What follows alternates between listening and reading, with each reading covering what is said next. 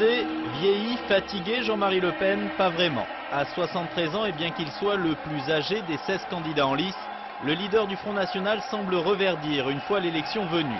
40 pompes tous les matins, paraît-il, et surtout, il se dope à coups de sondage. Le voilà l'incontestable troisième homme, le challenger, mais cela ne lui suffit pas, ne lui suffit plus. Pour être au deuxième tour, il doit rassembler beaucoup plus large que son électorat, il le sait, alors il s'invente une nouvelle sensibilité politique. Socialement, je suis de gauche. Économiquement, je suis de droite. Nationalement, je suis de France.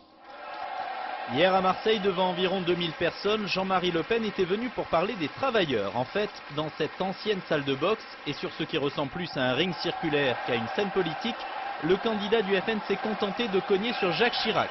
Le Pen au deuxième tour, les militants frontistes y croient dur comme fer. C'est un homme formidable, c'est un bon Français, il ne magouille pas, il est honnête. C'est un dieu pour la France. Il est pour le peuple en tout cas, il est pour le peuple, pour les ouvriers, pour les employés que nous sommes. Et puis on sent l'affolement chez les autres surtout. Surtout que M. Jospin patine, il est même en baisse. Chirac se maintient grâce à Bernadette. Et puis les autres sont complètement lâchés dans la nature. Et là, il y a une pression qui monte. Et Jean-Marie Le Pen de se livrer à un véritable matraquage médiatique à J-4, au moment où les électeurs se décident vraiment. Quand il y a des textes, il faut trancher sur les tout.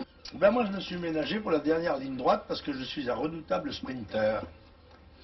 Alors j'ai viré en tête du peloton dans le dernier virage et j'ai en face de moi deux coureurs qui semblent avoir les jambes lourdes là. Alors donc je vais placer ma pointe de vitesse maintenant.